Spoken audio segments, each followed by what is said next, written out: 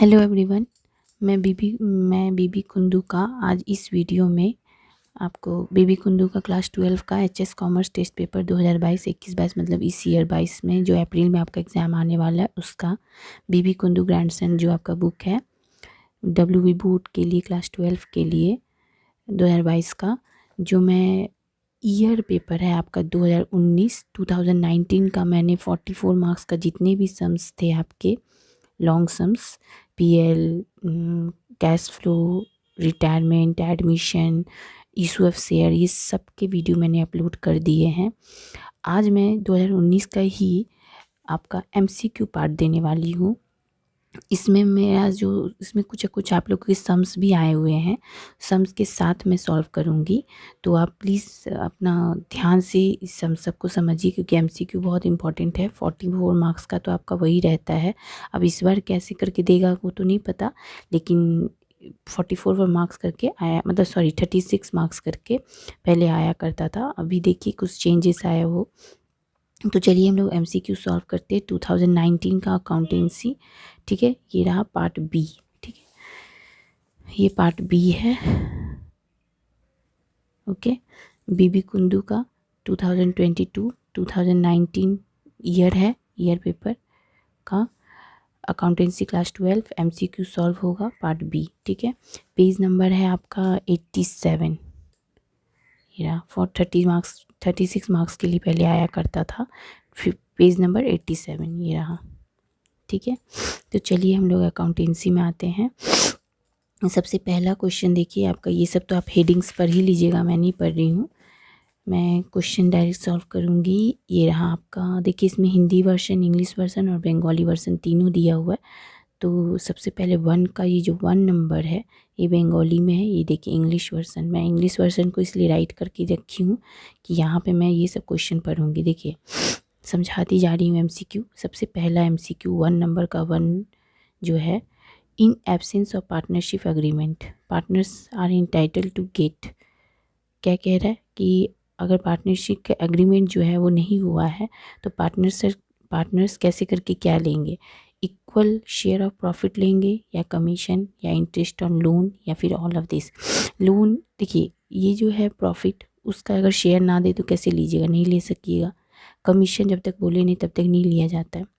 लेकिन अगर लोन होता है तो लोन में अगर परसेंटेज नहीं भी दिया जाता है तो हम लोग 6% अज्यूम करते हैं, इसीलिए इसका परसेंटेज नहीं भी रहेगा तो चल जाएगा, लेकिन बाकी सबका तो होना ज़रूरी है। इसी वजह से ये आंसर होगा इंटरेस्ट ऑन लोन।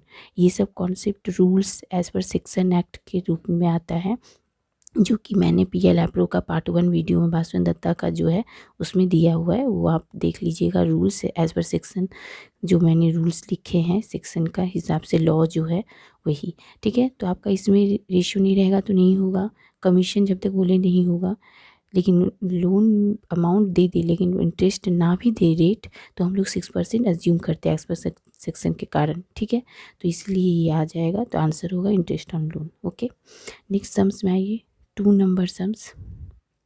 2 नंबर यहाँ से ABCD 4 पार्टनर है, उन लोगों के प्रॉफिट एंड लॉसेस इक्वली मतलब 4 आदमी हुआ तो 1/4 करके सब हो गए। दे change their profit sharing ratio two 2:2:1:1 मतलब ओल्ड रेशियो हो गया है 1:1:1:1 और न्यू रेशियो हो गया 2:2:1:1। ठीक है, तो सेक्रीफाइस कर रहा है C, ये बता दिया है, लेकिन कितना से किया है वो आपको दिखाना होगा। तो चलिए सॉल्व करते हैं। 2 नंबर ये रहा, 2 नंबर ABCD इक्वली बोला था तो 4 आदमी है 1:1:1 करके। ठीक है, C का मांग रहा है तो 1/4 ही होगा, सबका ही 1/4 1/4 1/4 1/4। 4 कैसे आता है पता है ना, 1 1 1 1 मतलब 1 2 3 4, इसलिए 4 नीचे और ये C 1/4 सर्क का है तो ये हो गया। न्यू रेशियो आपको दिया था 2:2:1:1। ठीक है, तो अब चलिए तो C वाले का क्या होगा, देखिए C का ये 1/4 हुआ और यहाँ कितना होगा 2 4 1 5 1 6, मतलब ये टोटल कितना है यहाँ पे 6।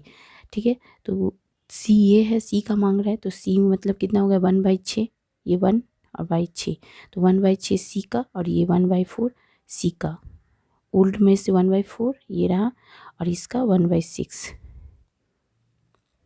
ठीक है, तो ये तो 1/4 minus 1/6 old minus new ratio से माइनस कीजिएगा। पता ही है आपको 4 और 6 का आप 6 4 जहाँ मैंने डायरेक्ट मल्टीप्लाई करके कर दिया। आप एलसीएम भी ले सकते हैं। 6 4 जा 24, 4 के टेबल में 24 6 बार में 6 से ऊपर को मल्टीप्लाई कीजिएगा 6 ही आएगा। नीचे से डिवाइड ऊपर से मल्टीप्लाई बच्चे क्लास में आप किए होंगे। 6 के टेबल में 24 4 बार में ऊपर से मल्टीप्लाई तो 4, 6 में से 4 गया तो 2 कैंसिलेशन हुआ तो 1/12 आपका आंसर आया। ठीक है, देखिए 1/12 आंसर है, ये रहा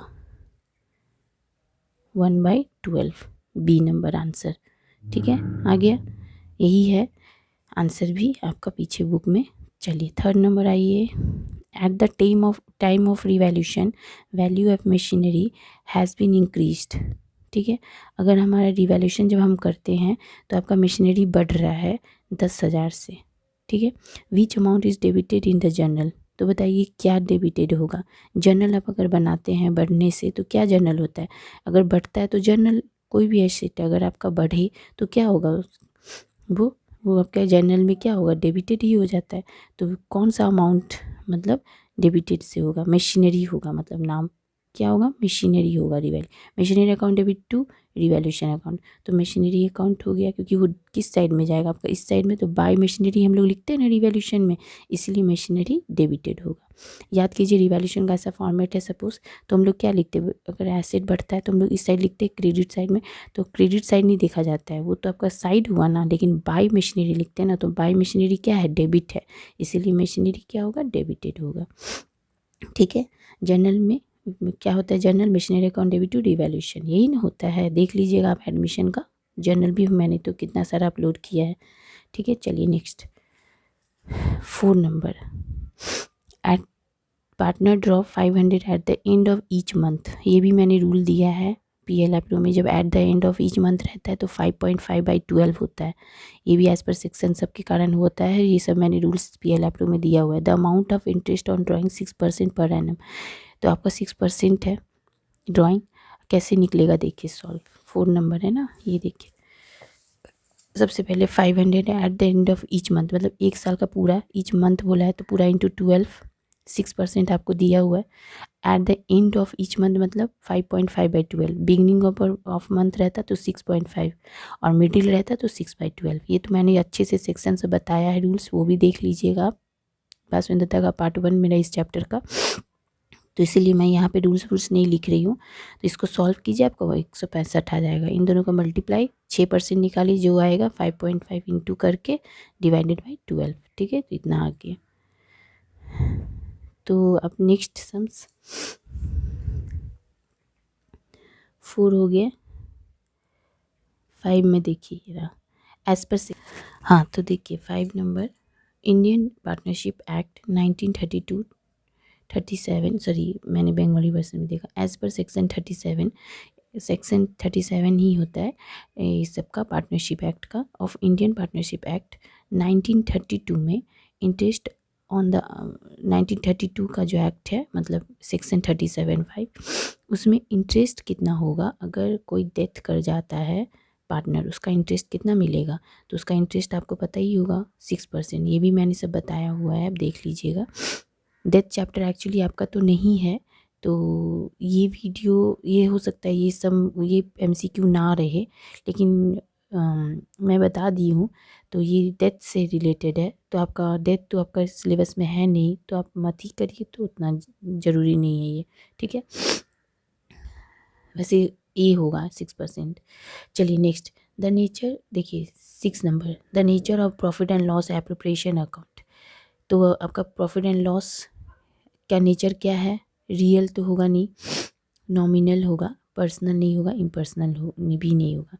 पीएल देखिए आपका क्या होता है कि ये आपको पता होना चाहिए कि real, nominal, personal account. Personal account मतलब जितने भी डेटर है, जितने भी मतलब नाम आते हैं राम मोहन, जो कि उसका ड्राइंग होता है, ये सब रियल हो गया आपके एसेट से रिलेटेड, जितने भी एसेट लायबिलिटी, और नॉमिनल हो गए जितने भी एक्सपेंसेस। तो यहाँ पे वही एक्सपेंसेस हो गया, इनकम आपका नॉमिनल हो गया, तो यही ये पीएल अप्रोप्रिएशन होगा। इम्पर्सनल तो होगा नहीं, क्योंकि ये सब तो इम्पर्सनल है नहीं, फॉर्म के अंदर ही आते हैं, तो इसीलिए नॉमिनल होगा ये। ठीक है, ये मुझे कोई कमेंट किया था, तो इजीली समझ जाइए। वो पर्सनल, रियल, नॉमिनल ये 3 होते हैं। तो पर्सनल में जितने भी, जैसे कि कोई भी नेम मेंशन कर देता है डेटर या क्रेडिटर का, वो हो गया पर्सनल में।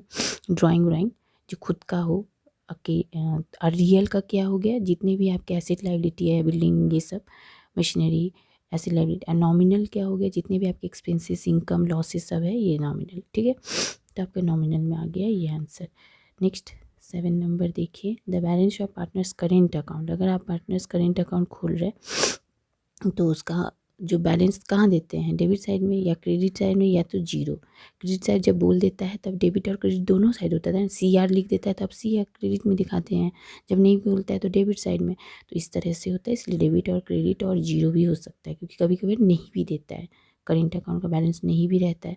और कभी देखा तो आप देखिएगा ब्रैकेट में DR या फिर CR क्रेडिट लिख देता है, इसलिए डेबिट भी हो सकता है, क्रेडिट भी, और या तो जीरो भी हो सकता है। Next sums 8 number, XYZ partners है, उनके रेशियो है 2:3:1। वाई रिटायर हो गए, ठीक है, उसका गुडविल है आपका 90,000। तो एक्स का capital account will be debited bye, मतलब एक्स का जो होगा डेबिटेड वो कितने अमाउंट से होगा, 60 की, 30 की, 45 या 90। चलिए इसको सॉल्व करते हैं 8 नंबर को। ये रहा 8 नंबर, देखिए 2:3:1, ये 3 है रेशियो। तो आपके कितने हो गए, 3 2 5 1 6, टोटल 6 है। वाई रिटायर हुआ तो वाई कितना है, 3/6, मतलब इसको कैंसिलेशन किए तो 1/2, मतलब वाई का क्या हुआ 1/2। गुडविल कितने का था, 90,000 का। 90,000 में 1/2 अगर निकालते हैं हम तो कितना निकलता है, 45,000। अब रिमेनिंग जो आपके पार्टनर्स बचे हुए हैं 2:1, मतलब 2/3 या वही फिर 1/3। तो हमको तो एक्स का मांगा है, तो क्या हो जाएगा, 2:1 बचा हुआ है तो 2/3 ही होगा। ये 45,000 मल्टीप्लाई कीजिएगा, 15 दूनी 30,000। ये सब तो मैंने आपको रिटायरमेंट में अच्छे से समझाया हुआ है कॉन्सेप्ट वाइज, वो भी देख लीजिएगा। चलिए तो आंसर होगा 30,000। ये रहा 30,000, ठीक है। 8 नंबर हो गया। चलिए 9 नंबर देखिए क्या है। 9 नंबर में, at the time of admission of a partner, new partner, accumulated profit and reserve is to be distributed. जो एडमिशन जब सम करते हैं तो उसका जो बैलेंस शीट जो सम में रहता है उसमें देखिएगा एक्यूमुलेटेड प्रॉफिट लिखा रहता है, रिजर्व लिखा रहता है। वो सब आप कौन से रेशियो में, मतलब वो जो बैलेंस शीट में बना रहता है वो किसके बीच का रहता है, उसमें न्यू पार्टनर रहता है नहीं। याद कीजिए, जब एडमिशन का जो आपका बुक में जो बैलेंस शीट रहता है, जैन इस साइड समझिए बैलेंस शीट है, इस साइड और इस साइड, तो आपका इस साइड में लायबिलिटी साइड में आपका क्या कहता है, ये एक्यूमुलेटेड प्रॉफिट, जनरल रिजर्व सब लिखा रहता है ये दोनों।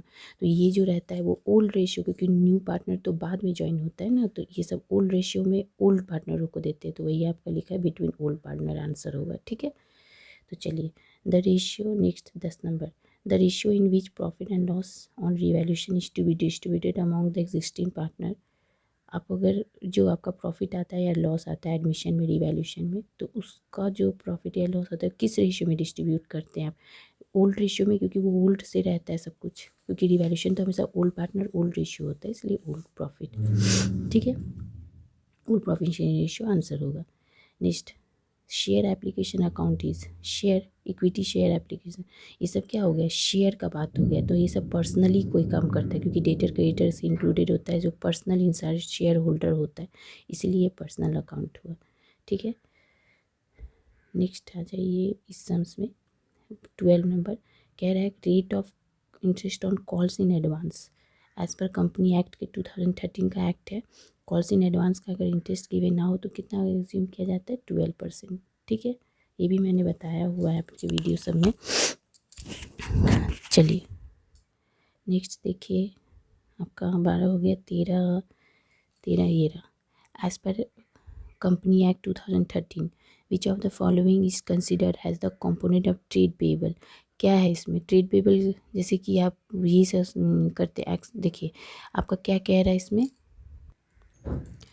तो आपका हाँ ये देखिए यहाँ पे क्या कह रहा है कि इस कंपनी एक्ट के कारण आपका ट्रेड पेबल का कंपोनेंट क्या है। तो ट्रेड पेबल का कंपोनेंट क्या होता है, provision for taxation, provision for tax, ये सब हमारा होता है ना, तो प्रोविज़न फॉर टैक्स होगा इसका आंसर, ठीक है। नेक्स्ट हम 14 number, excess credit balance of share forfeiture account is to be transfer to, आपको पता है, याद करिए जब हम लोग शेयर ऑफ कैपिटल करते तो सबसे लास्ट फॉरफिटेड किस में होता है ट्रांसफ़र? कैपिटल रिजर्व में, जो कि आपका प्रॉफिट ये बताता है। ये हो गया कैपिटल रिजर्व, ठीक है। नेक्स्ट सम 15 नंबर देखिए क्या कह रहे हैं। 2000 शेयर्स है of ₹10 each are were issue but all their share were forfeited for non payment of call money ₹3। 3 रुपया करके फेल हुआ है, डायरेक्ट फॉरफिटेड वाला सम है। 2000 शेयर है आपका, तो दिस शेयर वेयर इशू 8 पर शेयर। आपका देखिए 10 रुपया टोटल है, ठीक है, 10 रुपया है टोटल। 3 रुपया तो चलो फेल है, तो इसको तो कोई बात नहीं है। यहाँ पे तो वो नहीं कह रहा है, यहाँ पे कह रहा है 10 रुपया टोटल शेयर है, जिसमें से आप जब री इशू कर रहे तो 8 ही कर रहे, तो बचा हुआ कितना हो गया? 10 में से 8 गया तो 2 ही रुपया हो गया। तो 2 रुपया इंटू 2000 तो 4000 होगा आंसर। मैंने यहाँ पे सॉल्व कर दिया है, ये देखिए। 2000 शेयर, फेस वैल्यू पूरा रुपीज़ आपका 10 था, ये नहीं होगा, 10 ही रुपया है फेस वैल्यू। 8 ही आप री इशू कर रहे हैं, तो 10 में से 8 गया तो 2 रुपया आपका डिस्काउंट हो गया, तो मतलब 2000 आपका शेयर था, 2000 इंटू 2 4000, ठीक है। ये हो गया 15 नंबर। 16 नंबर देखिए क्या है। The part of authorised capital which is issued to public for subscription is called. आपका ऑथराइज्ड कैपिटल जो होता है उसको हम लोग क्या कहते हैं? Issued capital. चलिए ये तो हो ही गया। आगे ये आप ट्रायल जब इसका बैलेंस शीट करते हैं तब आपको ये सब लगता है इस चैप्टर का। ये भी मैंने आपको वीडियो में, भास्वत दत्ता का वीडियो में बताया हुआ है, अच्छे से देखिएगा फॉर्मेट के साथ।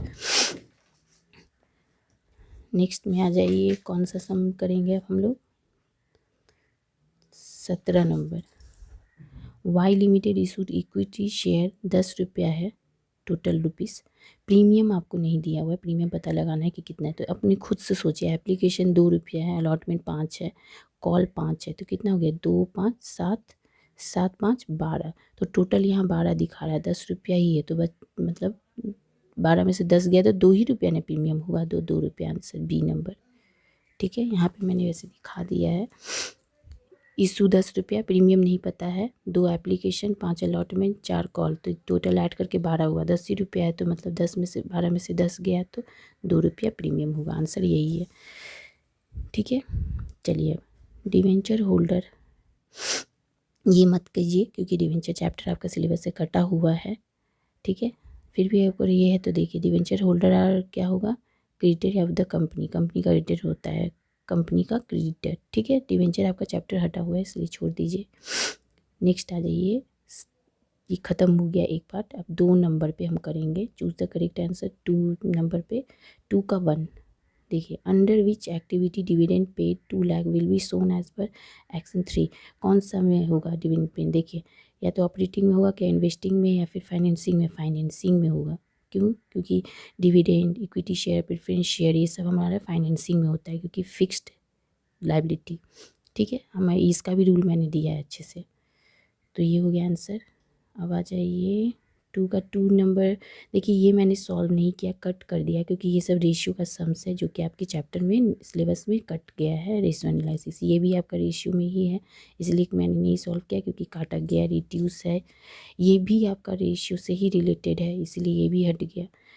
ये देखिए, ये भी आपका रेशियो से ही दिया हुआ है, मतलब आपका 2 का 2 नंबर, 3 नंबर, 4 नंबर, 5 नंबर, 4 5 2 का 2 3 4 5 आपका पूरा रेशियो से भरा हुआ है, इसलिए मैंने नहीं सॉल्व किया, क्योंकि इस बार आपके रेशियो एनालिसिस नहीं है आपके सिलेबस में, काटा गया है। 6 नंबर आ जाइए, विच of the following is tool of financial system analysis. तो हमारा फाइनेंशियल स्टेटमेंट जो है वो ये भी एक तरफ से नहीं है, ये भी नहीं है, क्योंकि फाइनेंशियल स्टेटमेंट एनालिसिस ही है, तो आपका सिलेबस से कट ऑफ हो गया है, लेकिन फिर भी इसका ट्रेंड एनालिसिस होगा, ठीक है। ये आपके सिलेबस में है नहीं, अब तो ख़त्म नहीं है। 3 नंबर से आपको क्वेश्चन आंसर ही करना पड़ेगा, और बाकी सब तो मैंने वीडियो अपलोड कर ही दिया है। नेक्स्ट पार्ट का 44 मार्क्स वाला जितने भी वीडियो है सब सब अपलोड हो गए, और ये MCQ भी अपलोड हो गए। तो आज हमारा 2019 का पेपर पूरा सॉल्व, MCQ भी, SAQ भी, और सब कुछ सम के साथ, ठीक है। अगर आपको वीडियो पसंद आए तो प्लीज़ लाइक कीजिए, शेयर कीजिए एंड सब्सक्राइब कीजिए। Thank you.